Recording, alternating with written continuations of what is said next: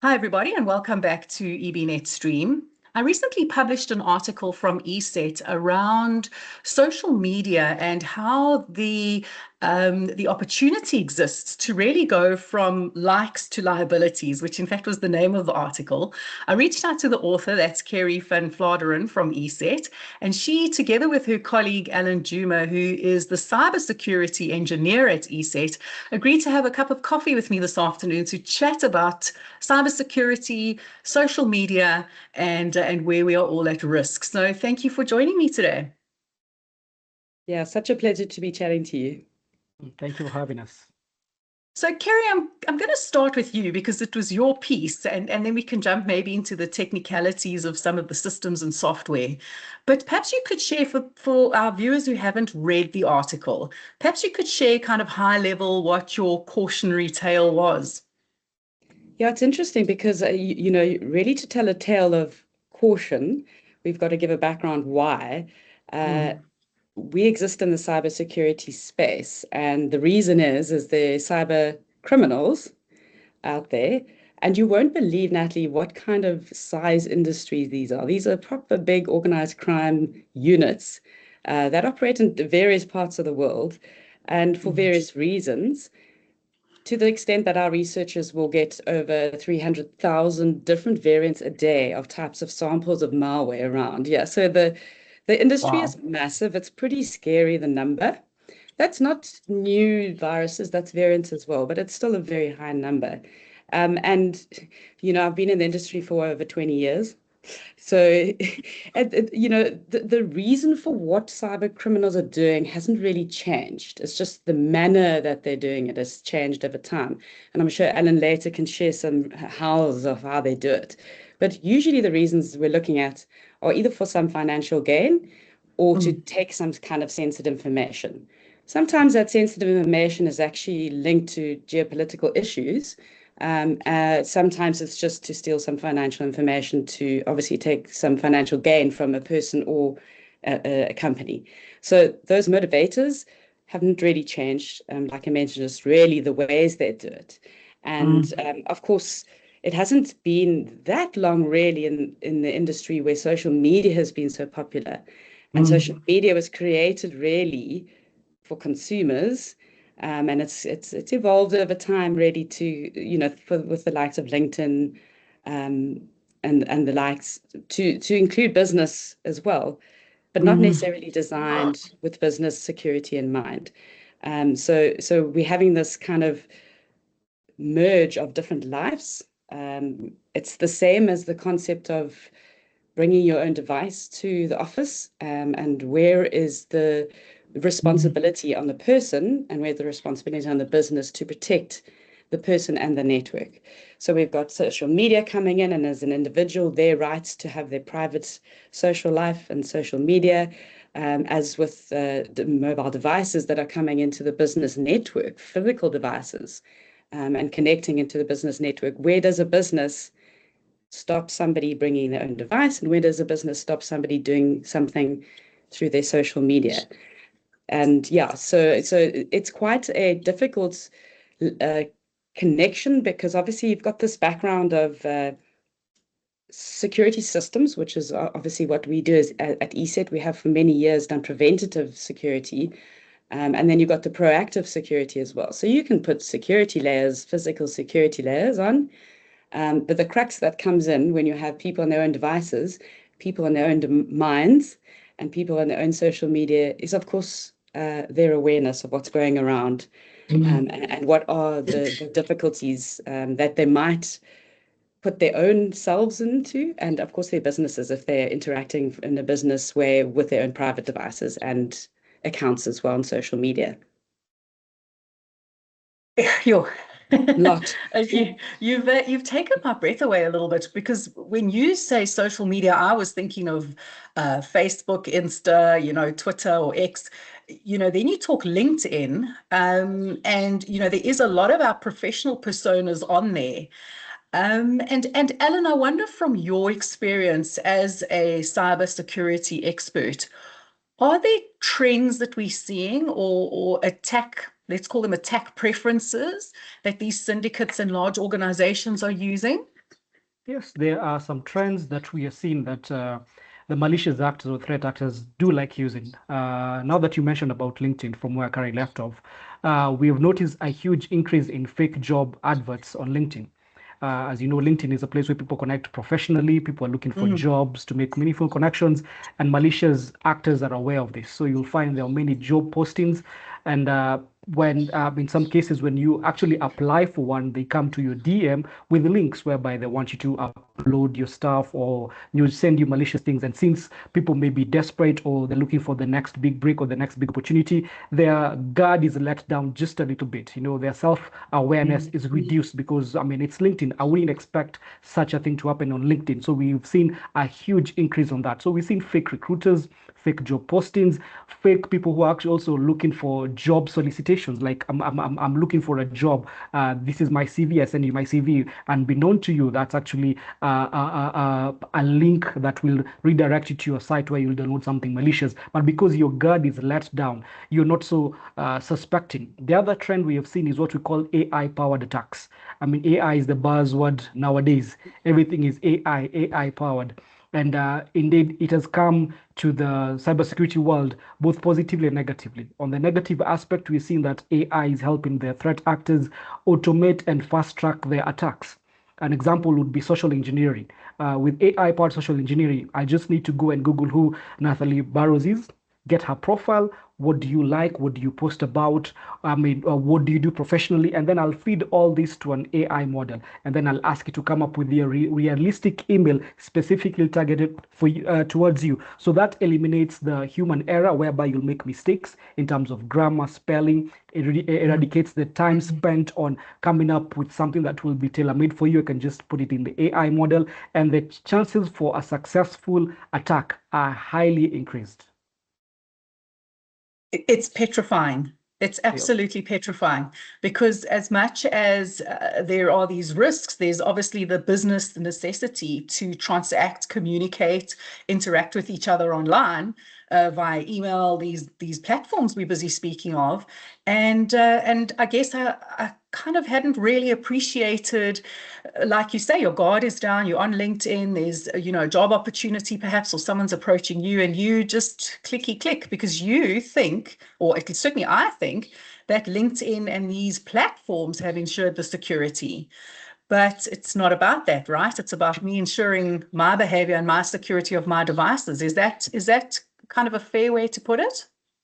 It would be a fair way to put it. Well, we can say the social media companies, Facebook, LinkedIn, and the likes, they do go to some extent to ensure that their users on their platforms are secure. But there is no end to human innovation and human grit and determination. Where there's a will, there's a way. So they will always, no matter what checks and balances are put in place, human beings will always find a way to circumnavigate it and try and attack. So we always need to have our guard, on all the time. Hiya pals, greetings from Sammy. EBnet is proud to bring you top quality content from experts across the financial services industry in South Africa and internationally for free. Your support helps us in doing this. All we ask is that you subscribe to our channel by clicking the subscribe button below. Share this video with others you think will benefit from it. And give us a thumbs up if you are enjoying the content. That way you help us help you. Thank you from the team at EBnet. For more great content, please visit www.ebnet.co.za. Ciao, ciao, and bye-bye. I want to go and change all my passwords all of a sudden. I would advise you to do so, actually. It's a good habit to be in. I think looking at this and kind of putting it through the filter of the joint standard of 2 of 24 that came into effect this year in June, obviously people are kind of hyper aware. I myself, listening to you, am probably a little bit to blame for kind of having this view of what this could look like, and yet it could look like something completely different. Where is the biggest vulnerability in the chain when it comes to cyber attacks? Either of you to answer. I'll let Carey answer that, and maybe I'll just finish it off. If you look at the balance of the risk, so I think that's where the difficult part is, and we don't definitely push this topic of cybersecurity through fear because it's the wrong way. If you hear a lot of fear, you run away, right?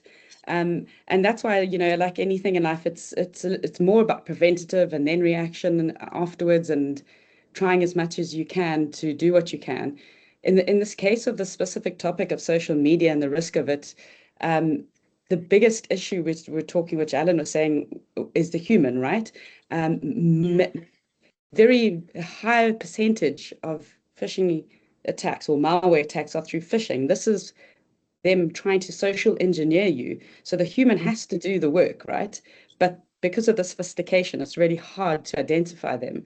And that's where you should, yes, definitely bank on the fact that, the big guys like a LinkedIn, etc., are doing their job, and they're trying as much as they can to eliminate people posting the wrong stuff. And they do a lot. Of course, you then have your own, as a company or a person, you have your own layer of security with a secure cybersecurity system. And that should also help you pick up anything. Should you actually click on a link, it should help to pick up that it is a virus or some kind of malware. But the big issue is the human, right? Trying to get a human to stop doing something that is enticing. It's that time of the year. It's so busy. You just click on everything because everything needs to be clicked on. Especially, it's a little bit of a push economically. So if something's free and quick, we naturally go for it. Like Allan's example of recruitment, everyone needs a job. So it's the balance of bringing in something at the end there as well, of trying to make yourself aware. And it's the same like keeping your kids aware. Allan alluded to that as well. Humans find a way to get into systems. So you can fully block them, which obviously you can do on a system-wise, like a system like ESET. You can set up policies like social media policies and actual policies that you post somewhere. But policies only go so far, like reading them and training somebody on them. And then, of course, then it's just about awareness. So like your kids and like your employees, you do as much as you can to just say, hey, it's a good hygiene, like you said, to change your password regularly. And this is the kind of password you can use to make a good, strong password. And we really truly believe in this awareness type of setup. And it's got to be repetitive, hey, because it's really hard to make something relatable that mightn't be totally ridiculous to you last week, but it actually makes sense to you this week. So it's a continuous game of awareness, and I think it empowers somebody as well, because you can go the strict way and totally block people in every way possible. And this is where we always say in the industry, this balance between somebody's rights to their own privacy and their own leeway, and looking around the internet, if you really want to say it that way, versus just saying, well, you're just restricted, you're not even allowed to go there. So yeah, a balance of prevention and then, of course, reaction when something goes wrong is really important. Allan, anything to add to that? Yeah, just to maybe add to what Carey said, indeed, the human is the weakest link. However, my personal opinion is an untrained human. A human who is not aware of the risks is the biggest liability. What do I mean? If I know that there is a danger up ahead, I'll be on guard, I'll be alert, I'll be aware.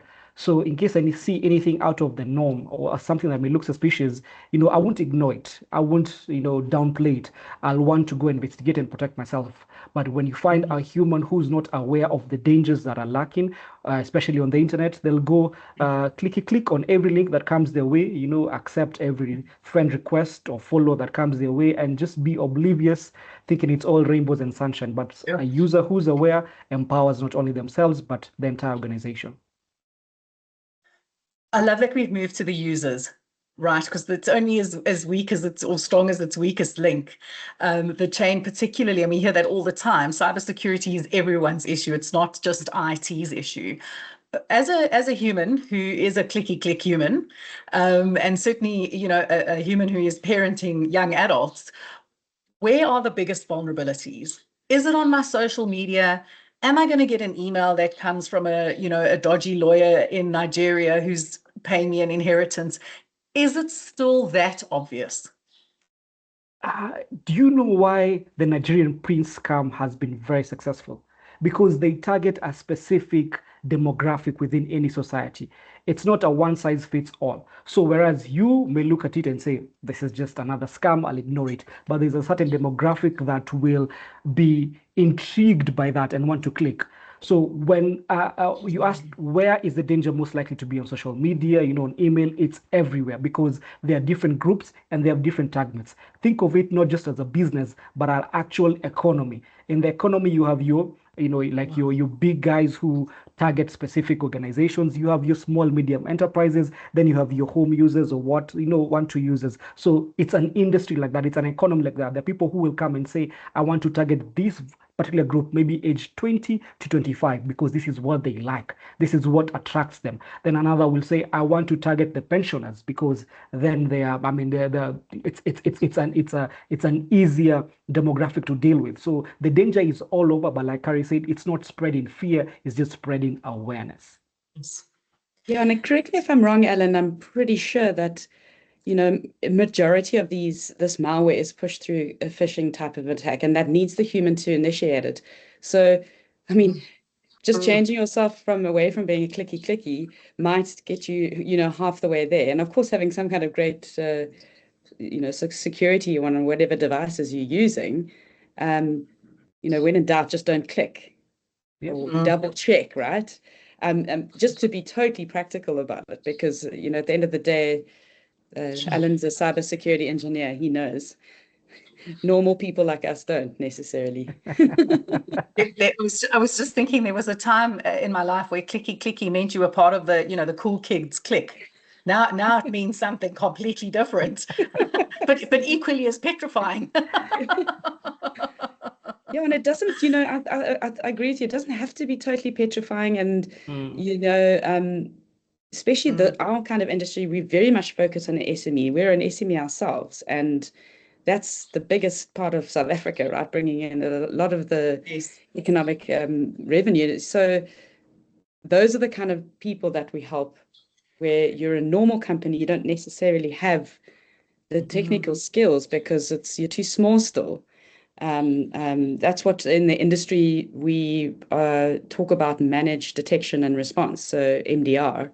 Don't know if you've ever heard that acronym, but it's really, really sweet, especially in the SME market, because it's basically somebody managing this stuff for you, so you don't have to freak out about securing your network, because in reality, a lot of SMEs, a lot of home networks really don't have any clue, and it's understandable. It's not like you a bad person not knowing. Yeah.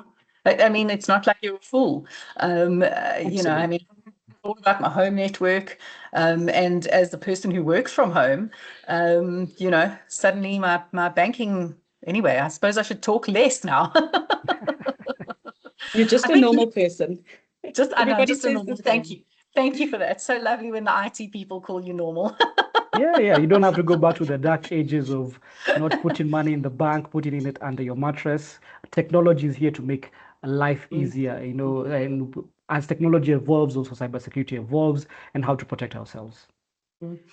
Back to those SMEs, and I think to wrap up this conversation, which has been illuminating, back to those SMEs, you talk about awareness for staff and users.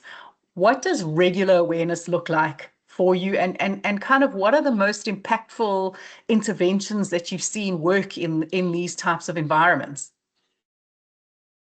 Well, I would say. Oh, sorry, Carey's on mute, you're unfortunately. mute. You go ahead, Allan. Sorry. Oh, okay. One strategy I've seen that really works is it should not be relegated to the low-level workers. Cybersecurity should be something that is driven from the C-level executive. It starts from the top, because when the organization sees that our bosses, our leaders actually are mindful of cybersecurity, actually do practice what they're preaching, then it tends to set the pace for the entire organization. What do I mean in terms of awareness? If you have an awareness program, by awareness, I mean you can do it online, or you have a scheduled 1 hour, 2 hour meeting whereby everybody comes.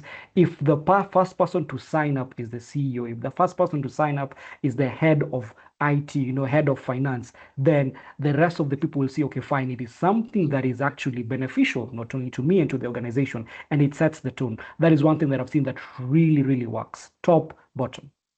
Yeah, absolutely. And Allan, like you mentioned, there's a lot of content to get through, so it's really hard to stay up to date as well. Obviously, the industry is changing quite regularly. So you mentioned online tools, which are great because those sort of platforms are updated regularly, and can be set to simulate situations in your organization that might, if you think of a software that your organization uses, Natalie, and you can actually create a simulation of a phishing attack. And should the person react to it, you can say, listen, that was incorrect. I see you pushing in by mistake. Let's make a plan to teach you why this looks like a phishing email and how you can, look out for it in the future. And that is because it's regularly updated. It's used to be relatable to your corporate or organization or home network.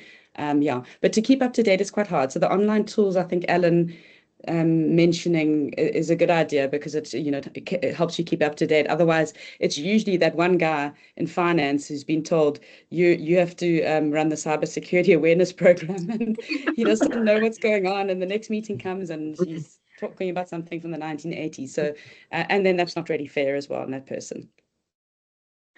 A great conversation. Certainly one that we should get out there and just remind ourselves of, viewing cybersecurity and these bad or threat actors that Allan has called them as organizations, profitable organizations who do market analysis, who segment their markets, who advertise voraciously. It's like you say, it's far more sophisticated than I had even thought, and rightly so. As we go into Black Friday, all that type of spam that we're about to get into our inboxes, it's definitely a timely reminder. So Carey, Allan, thank you so much from ESET. I appreciate the conversation, and I look forward to discussing this more with you in future. Thank Been you. wonderful chatting.